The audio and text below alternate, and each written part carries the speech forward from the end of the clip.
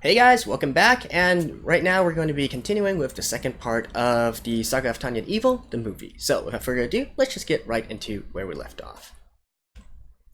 Alright, let's begin in 3, 2, 1, play.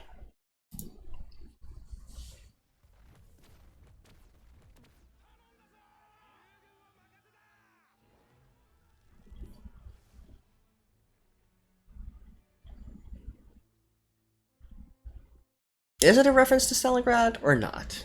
Hard to say.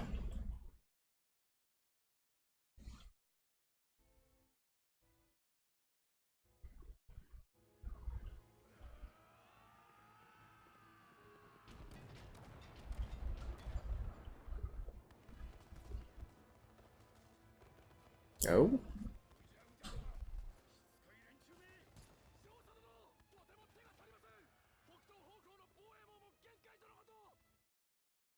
Hmm.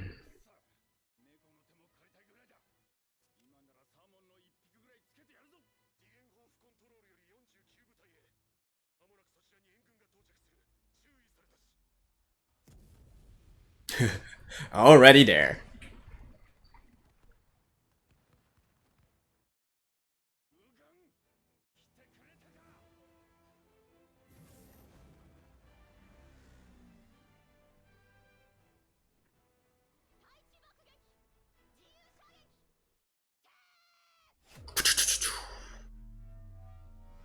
Oh.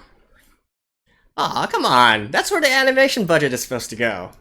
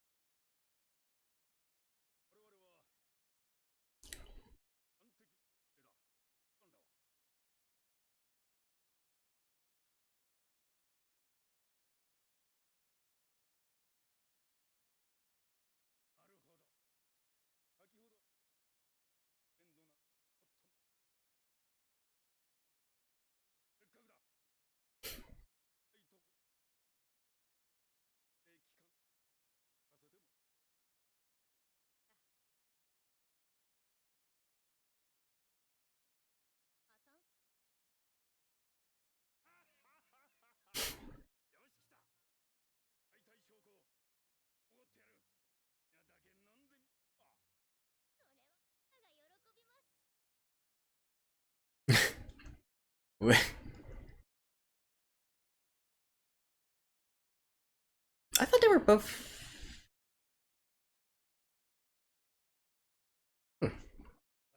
Aren't they both majors? It seems in this situation, though, that Tanya is uh, not as highly ranked. Well, I guess that's because she's hard to say. I mean, one is part of the theater, but the other is part of HQ. So,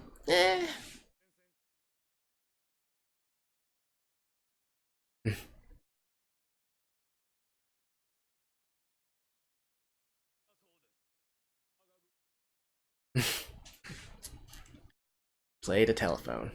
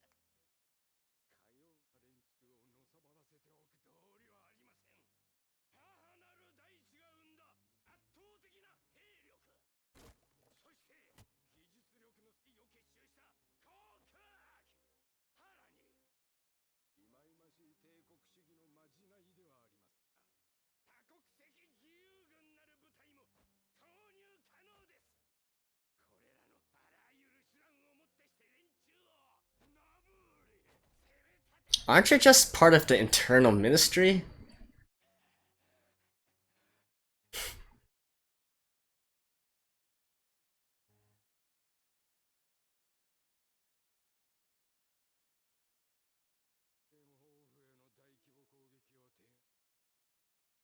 Or internal affairs?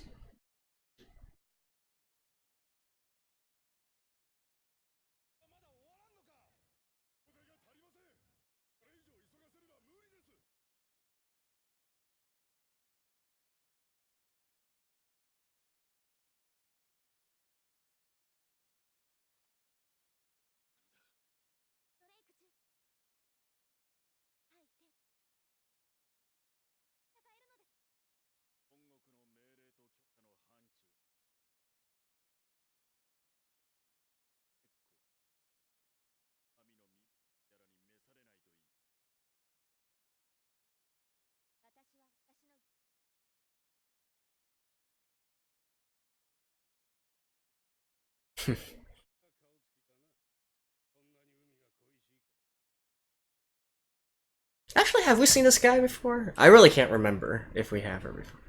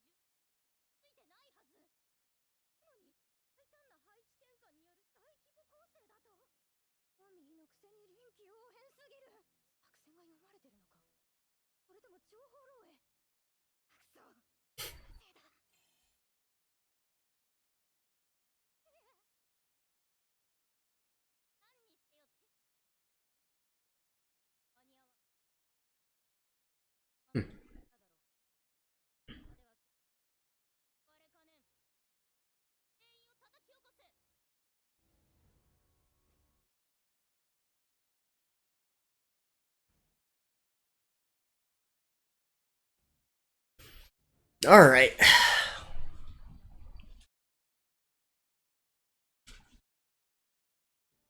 Are we gonna be getting some actual urban combat this time?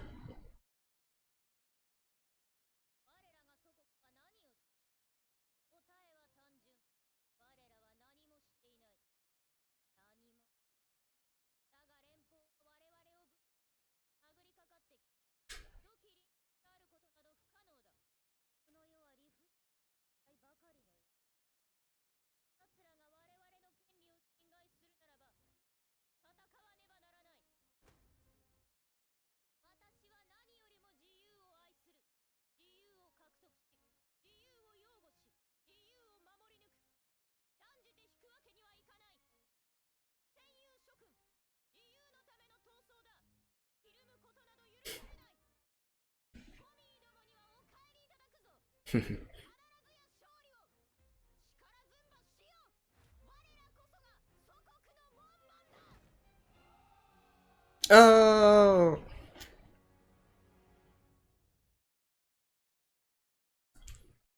I still find Tanya giving a speech to be funny.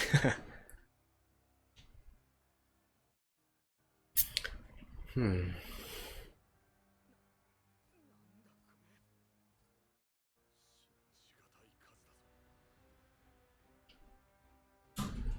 Well, the Soviets have a lot of personnel, if nothing else.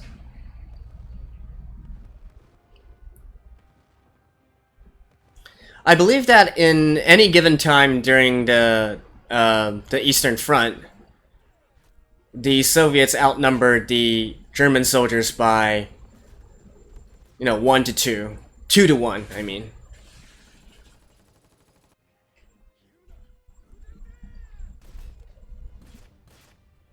So they've always had around twice the manpower advantage.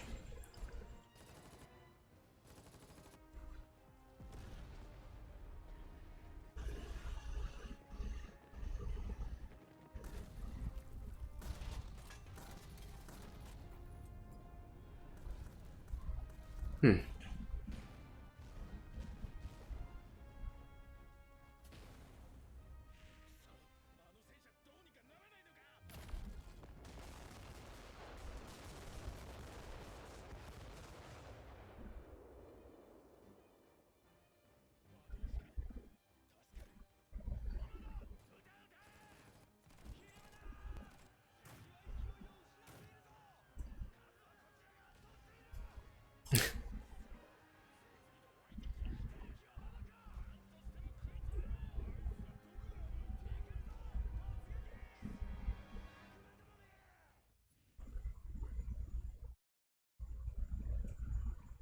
$18.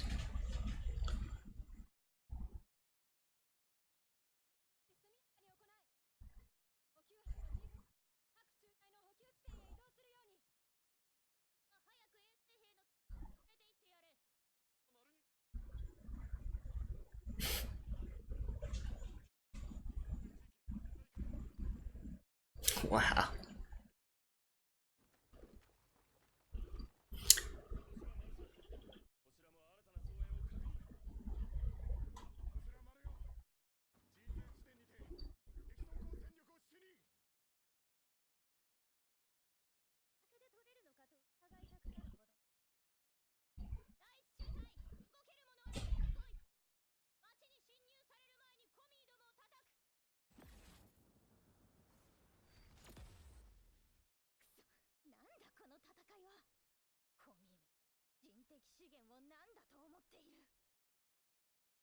Well, no, that's how they've won in the past.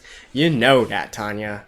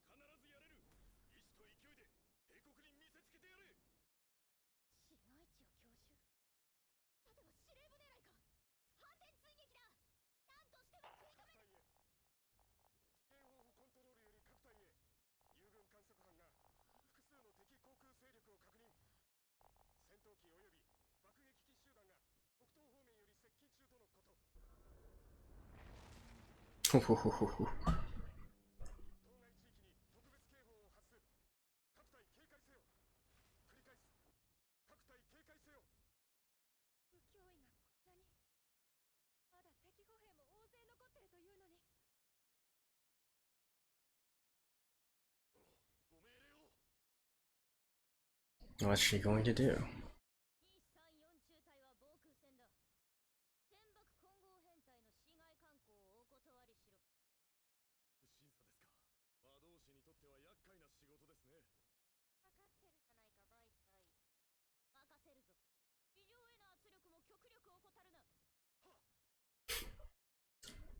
First company is going to take care of the mage division.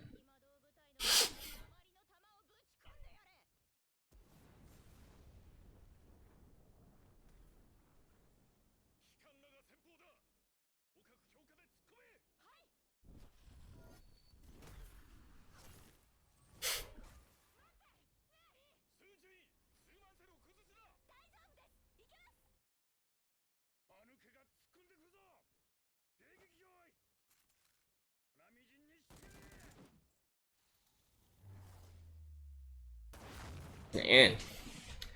Is her magic power even higher than Tanya's? And considering she's devout to being X.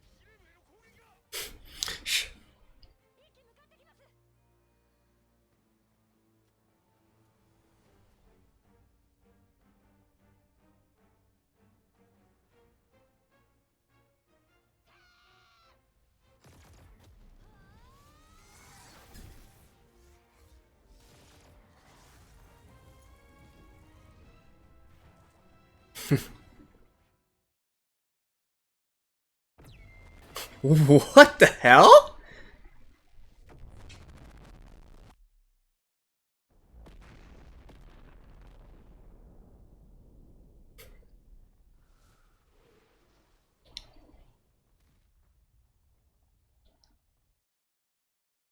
Wow. Well, I guess that answers that question.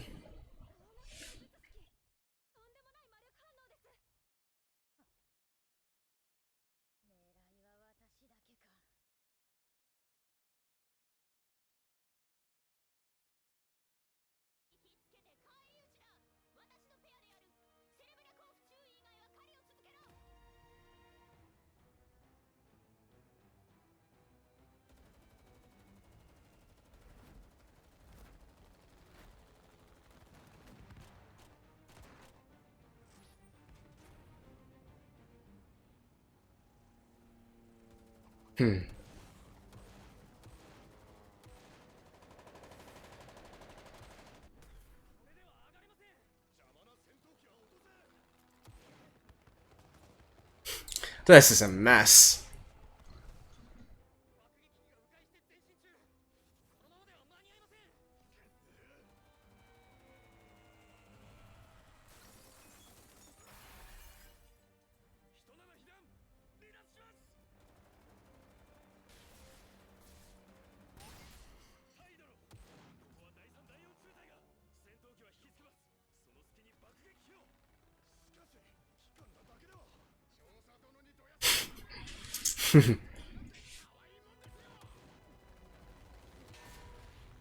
Okay.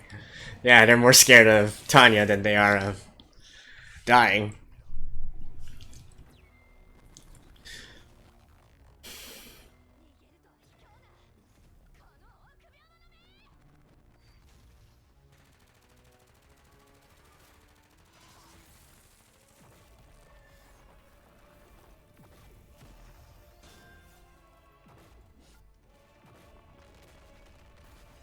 Oof.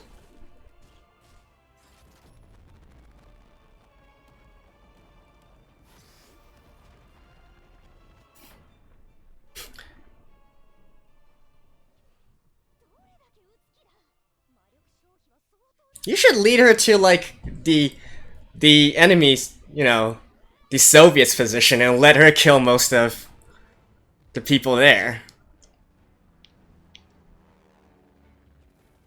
That'd be the ultimate irony, wouldn't it?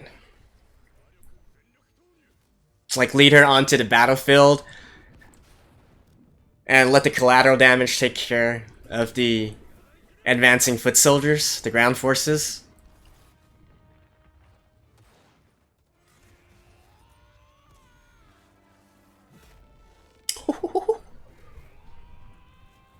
Nice.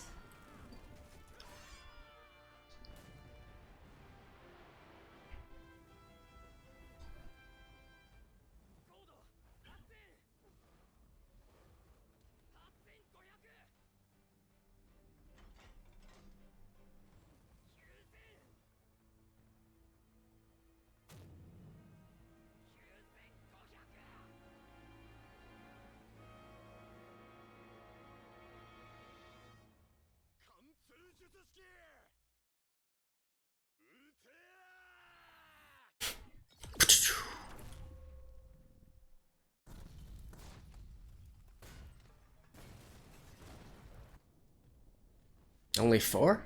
Alright.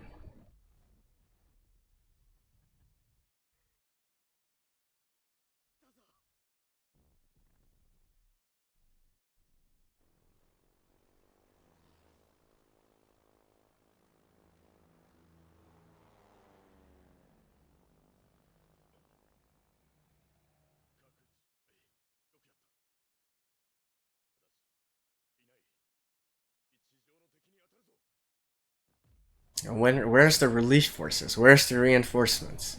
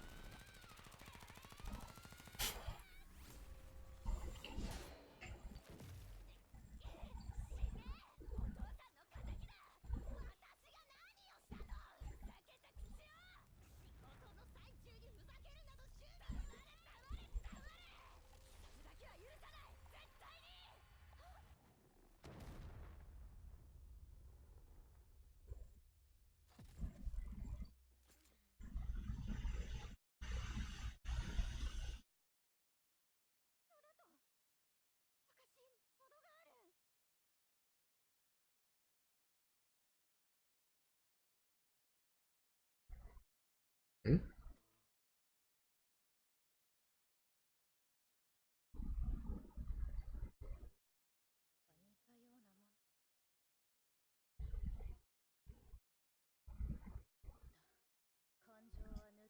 Okay.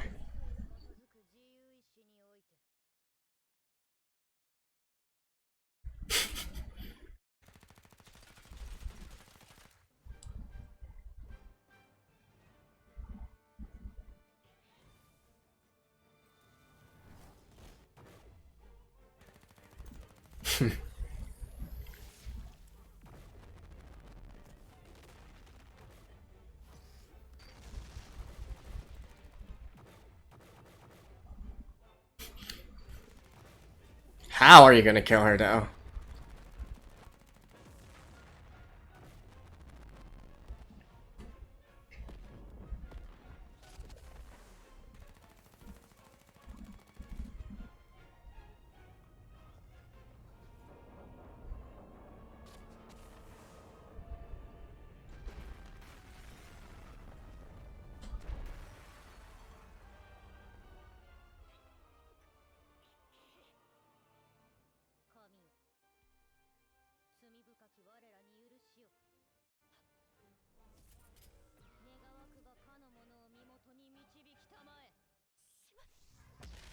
Ooh.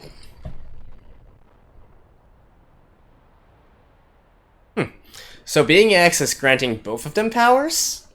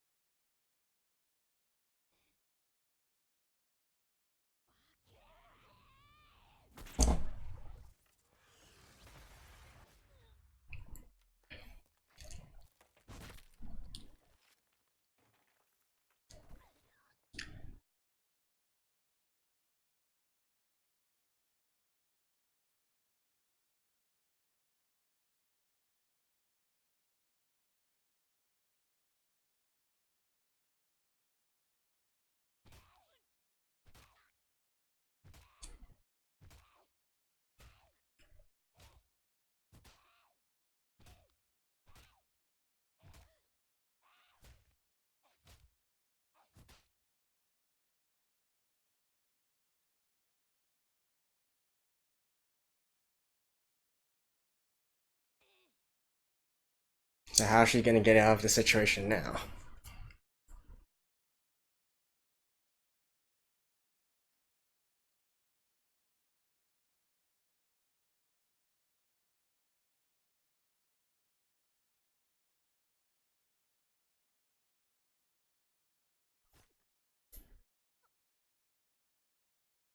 Hmm?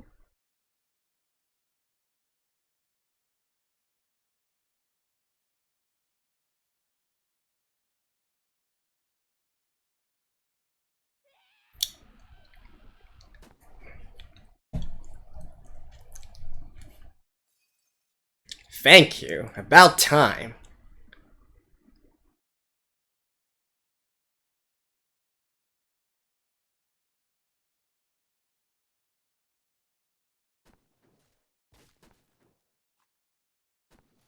Why don't you put some in her head? Like,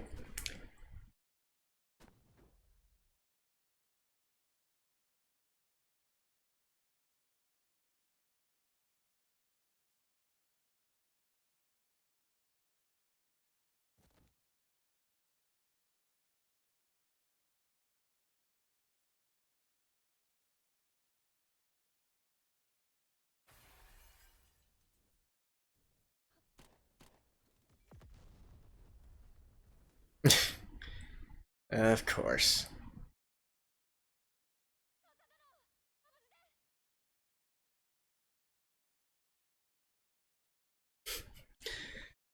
Well, there's your Mary Sue.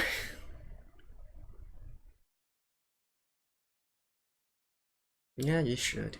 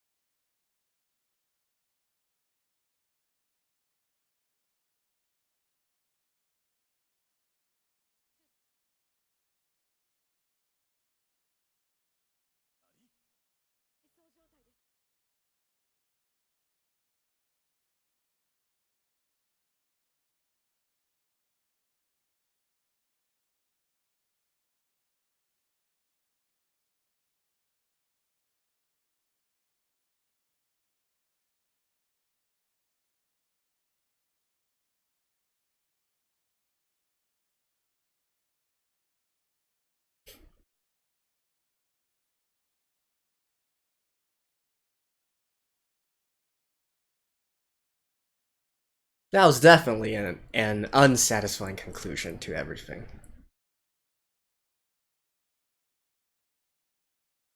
But I guess that's war, right?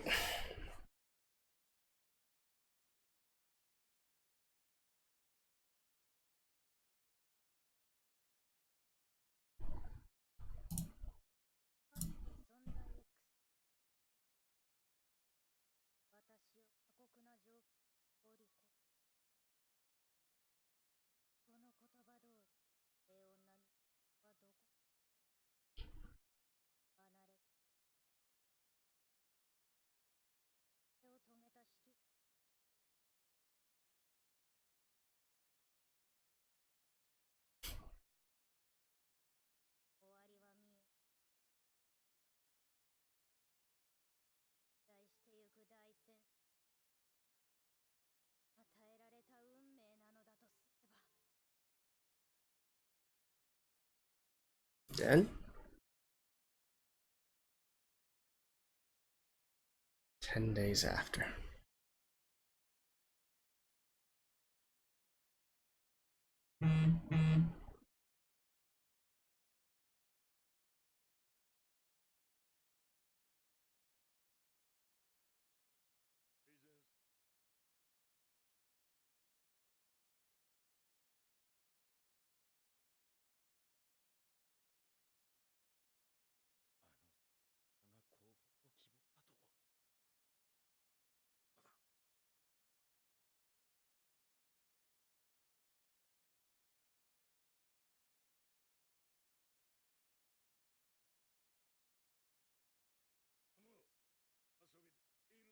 How's she going to weasel her way out of this one?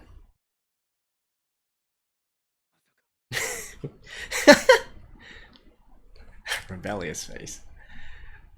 Come on, Tanya. You must have some sort of excuse, right? She wants to get into the actual strategic decision making.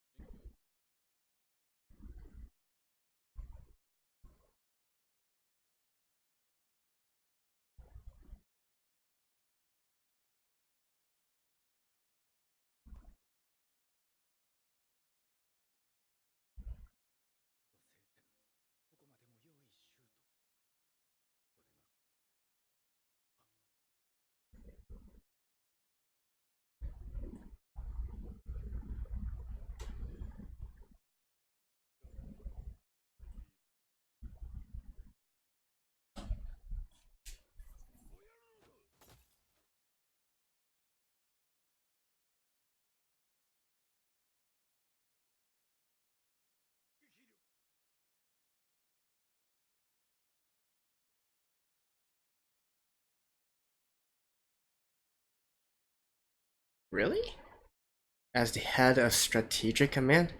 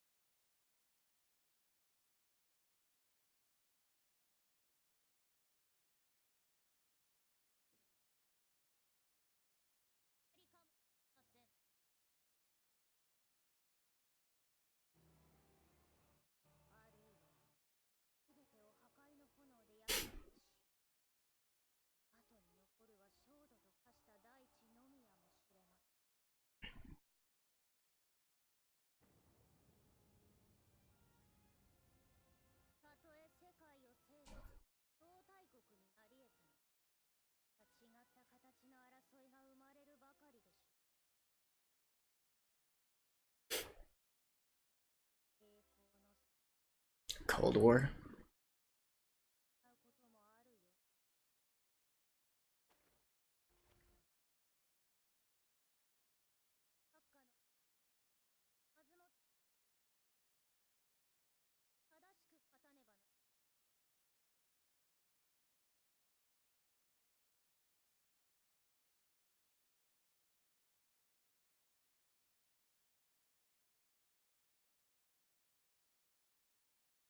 I mean, this is basically War Strategy 101.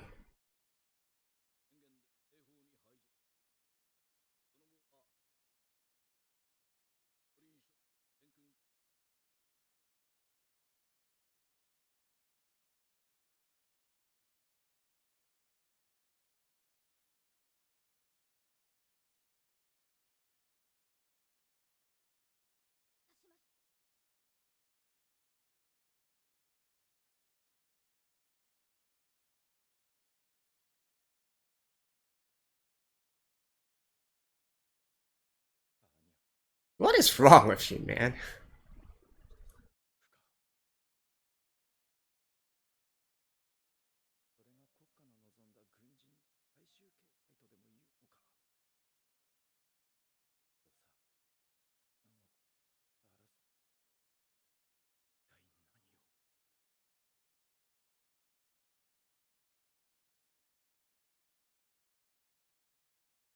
Ah, back to this place.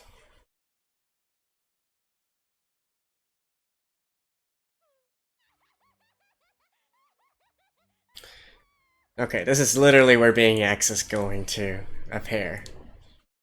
Right?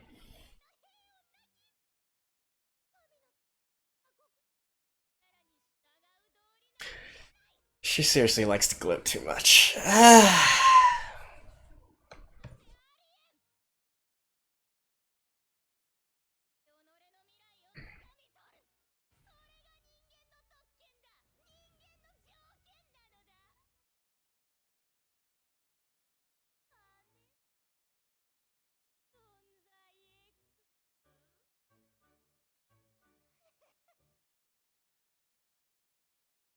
Oh, Really? He's not going to appear? Okay. And so we're now in the credit.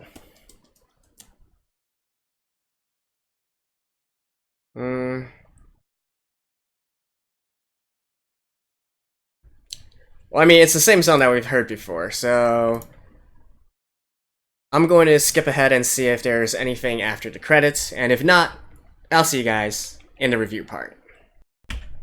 And indeed, there are still 6 more minutes of footage after the ending song, so let's get into it in 3, 2, 1, play. 2 months later.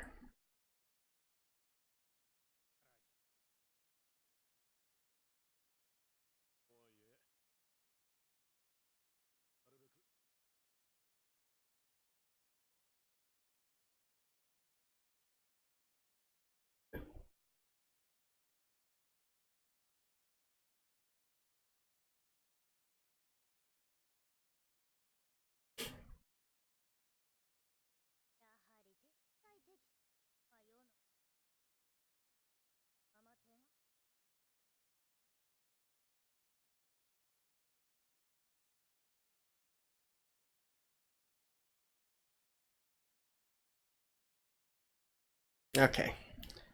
So what situation is she going to encounter now?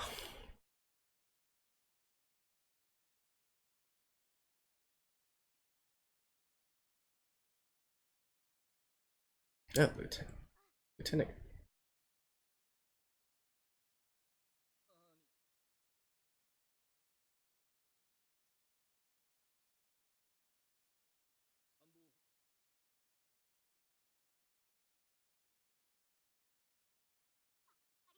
And she's going to be the one to implement them?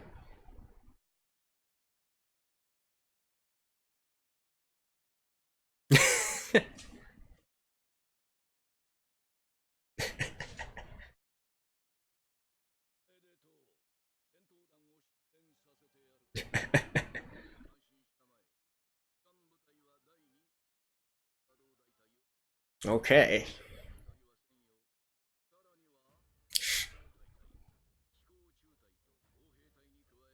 The full complement.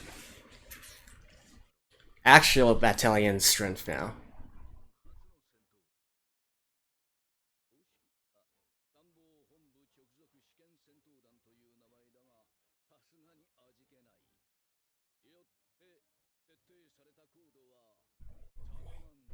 Salamander.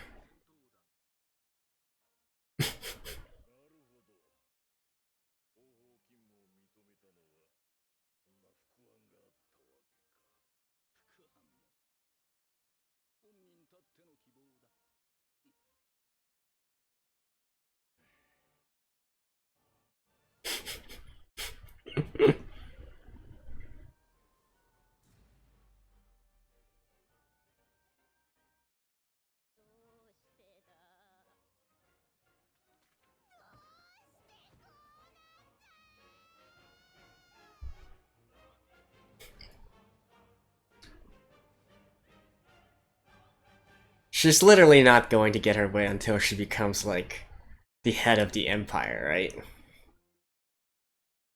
And even then, probably everybody is going to be aiming for her head. Well, I believe that is actually it now. So, I'll see you guys in just a second. Alrighty, so that concludes the movie, and before I get into my review part, first of all, I really need to apologize to you guys. As most of you will probably have noticed by now, the subtitles are completely messed up, they're out of order, the layout is wrong, right? So, while I was after I did my final check, I actually went and changed some settings, and it caused the subtitles to default back to the Crunchyroll subtitles. So, in fact, I am not using a fan sub version right now. I'm actually using the Crunchyroll subs, and it kind of messed with my entire layout as well. I know it looks kind of annoying on screen, but honestly, there's no easy way for me to fix it. So we're just gonna have to leave it at that. And I'm sure that you guys will probably value my pure blind reaction much more than, you know, me re-recording the entire thing, right? So it is unfortunate, but I guess I'll just have to ask you guys to forgive me on this one. Right, and also in another thing that I kind of missed out is in regards to the ending song, right? So it's actually a different ending song this time. It's just that the start of it, the beginning of it, is sort of similar to the original ending song, and so I didn't pay much attention there. But it's okay, right? It's not the biggest deal in the world. So let's talk about the movie, right? And I guess I should get some of the more general stuff out of the way first. So let's talk about art and animation first. The art I really liked, actually. You know, it's been a while since I've seen the original series, but you know, from my just purely from instinct and from memory, I feel like the art style in the movie is actually slightly even better than the original series, especially in terms of the background artwork, and especially in terms of urban environments and peaceful environments, right? And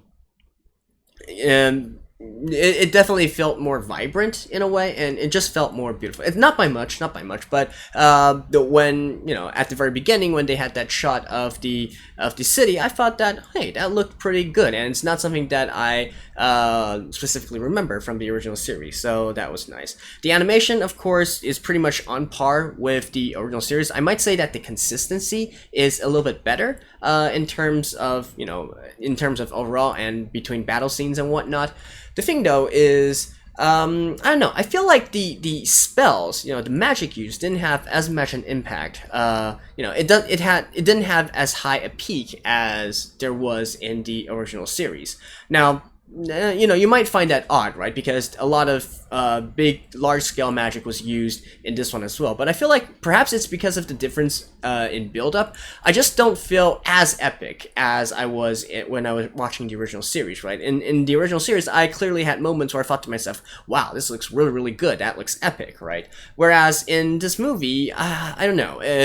I just feel like it looks pretty, it looks high quality, but not necessarily epic in a way, if you understand what I mean. The only one where I had slightly this kind of feeling was when Mary Sue first started to go berserk, right? At the ending battle, at the siege, where she started firing these, I guess, pink laser thingies or whatever. So that was the only time, and the first time that she fired it was the one where I kind of felt that, oh, this looks really nice, right?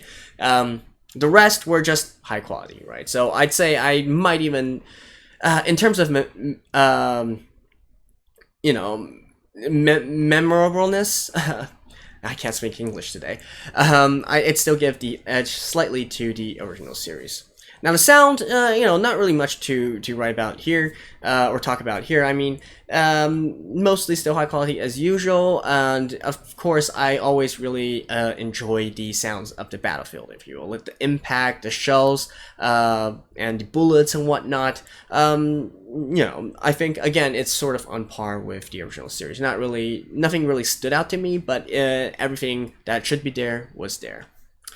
Now, in terms of the actual story, right? So, as you guys may know, and if you watch my original, you know, Tanya the Evil series, you'll know that I actually really like the historical aspect of this work, and so it's something that I always try to look for, and then try to make comparison between what happened in history versus what is being portrayed on screen within the anime, right? In this one, however, I feel like they really started deviating away from the original history as we know it. You know, by all means, this should basically be the Eastern Front during World War II, right? Between Nazi Germany and the Soviet Union. But, you know, a lot of things are different here. So the most obvious sort of reference that I felt that they made was the siege, you know, with the German forces in that town versus the siege of Stalingrad, where again it was German forces in a town that got surrounded by the Soviets and eventually surrendered, right? And that's probably one of the, I wouldn't say the killing blow, but probably one of the top killing blows in regards to the German offensive on the Eastern Front, right? But of course, the actual geographical location is all gone, and they also didn't go into any of the more specifics.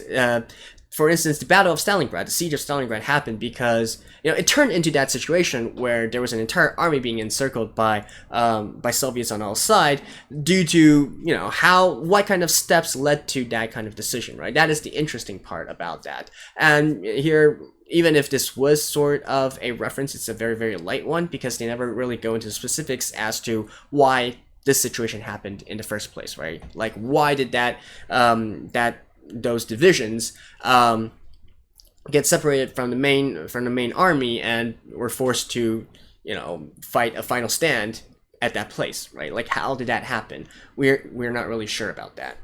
They also reference the numerical superiority of the Soviets, and that is definitely true. Like I said within the reaction, I don't think there was any point during World War II where the Soviets didn't outnumber the Germans, at least on the Eastern Front, 2-1, right? Because obviously the Germans are fighting on two fronts, right? The Western and the Eastern Front. The part on the Eastern Front, I don't think they've ever surpassed, half, or maybe at most around half the forces that the Soviets had, right? And I mean, it's pretty well documented that one of the strategies that the Soviets use is to basically just throw more manpower at it until the wall eventually cracks, right? That's just the way how they do it. And it's part of their doctrine as well, I believe. So there's definitely a reference to that within the final siege there, and how those divisions just kept on pouring in and pouring in and pouring in, trying to exhaust the defenders to death, right? Another thing that I feel like is kind of a reference would be the purging of the mages versus the purging done by Stalin to the military personnel under his rule, right? So once Stalin came into power, in order to guarantee loyalty and whatnot, he did change a lot of the high command of the Soviet forces, right? And perhaps not even the high command, even down to the to the company level. Probably not the company level, but at least the, I guess, battalion level, something like that.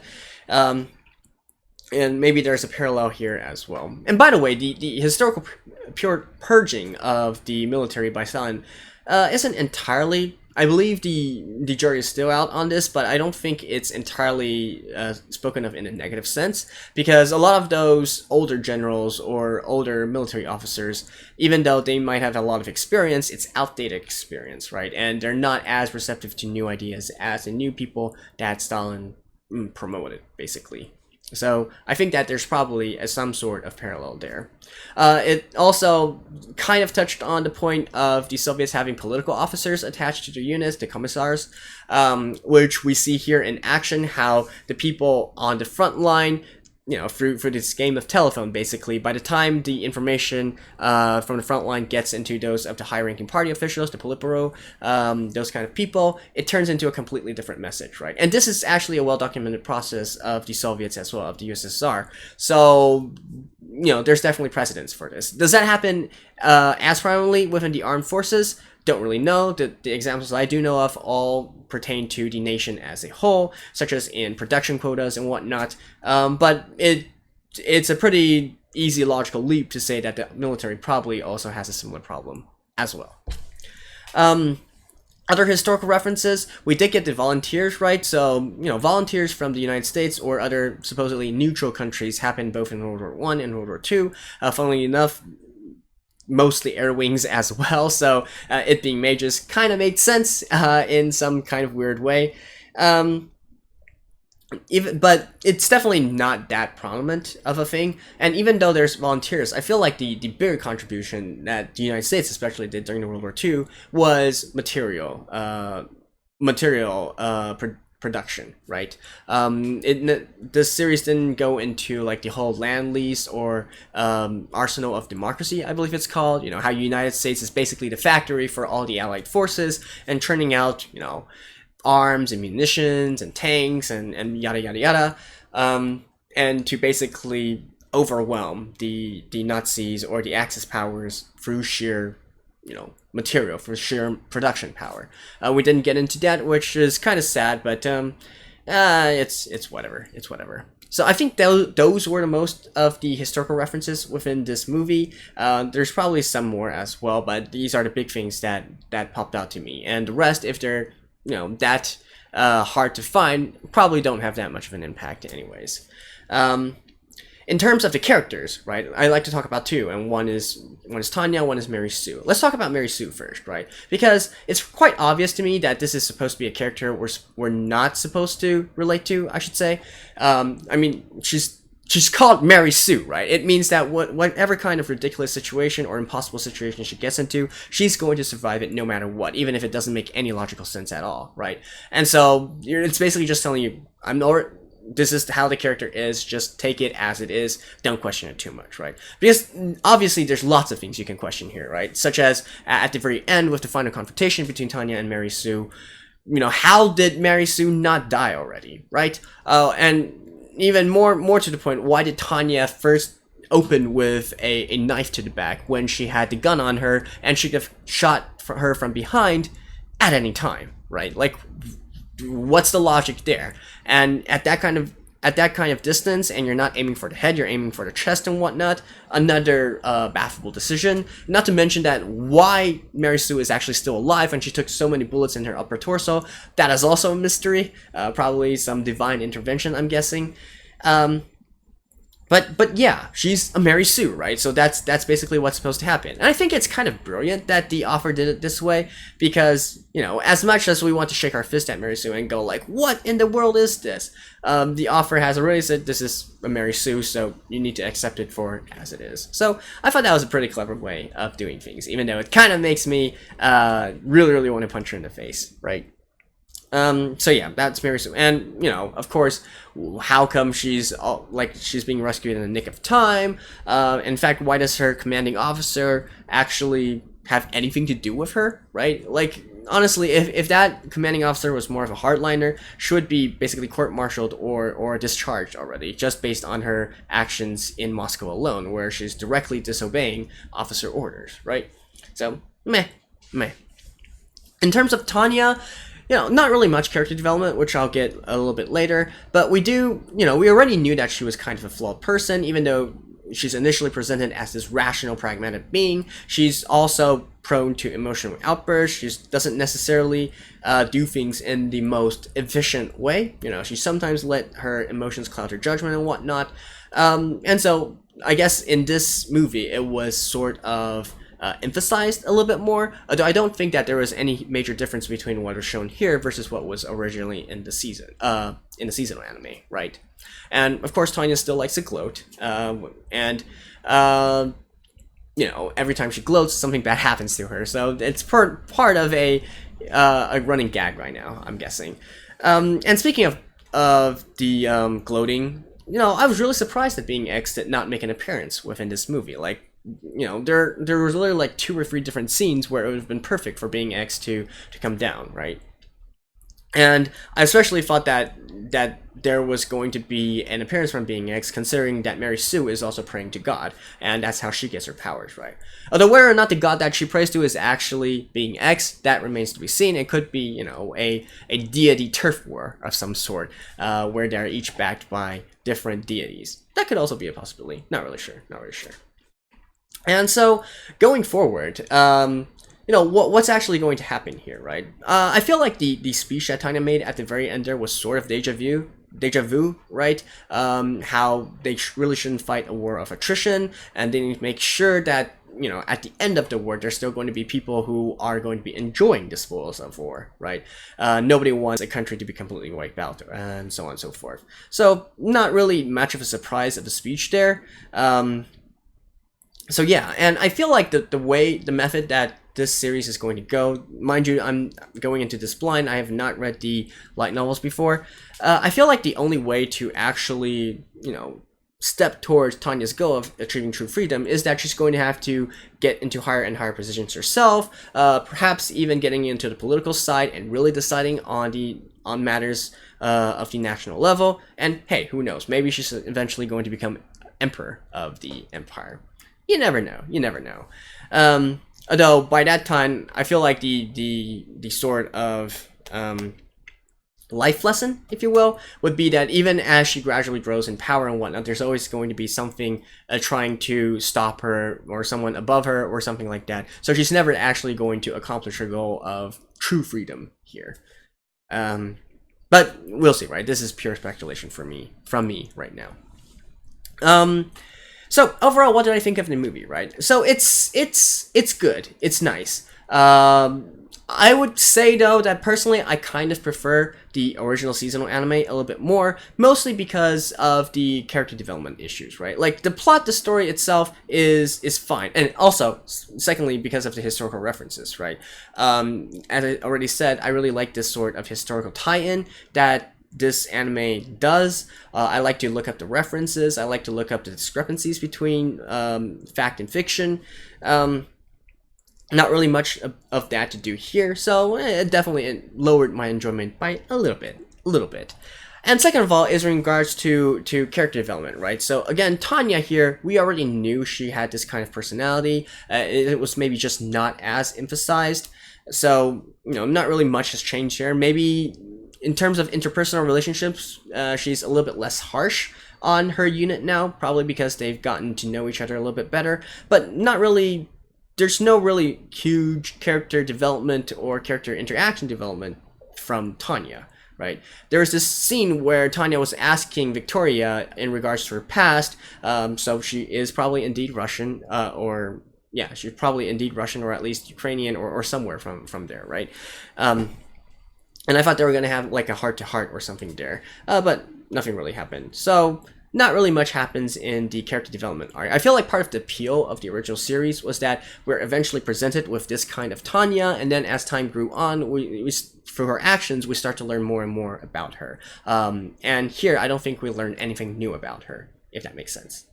So overall, still a good movie, still a pretty good movie, and I would definitely recommend it. It's just that I actually prefer the original season a little bit more. So on that note, that concludes my review for the Saga of Tanya Evil the movie. Some announcements to make, and that is I'm actually going into the next season of anime. Well, basically we're starting the next season of anime, 2019 fall, and I've already made my video of what series I'm going to be watching, and also there's going to be one series that's going to be decided by you guys through voting. So I'm going to put a voting link down below, and if you want me to watch or react or do a review on any specific anime, just go there and vote, right? So, hopefully you guys have enjoyed this. I've enjoyed this, and hopefully I'll be able to see you guys pretty soon in some other series as well. And if not, well, that's okay. At least it's nice that I was able to share this with you guys as well. So, all in all, that concludes my review of the Saga of Tanya Evil the movie, and so I'll see you guys next time. This is Maverick, signing off.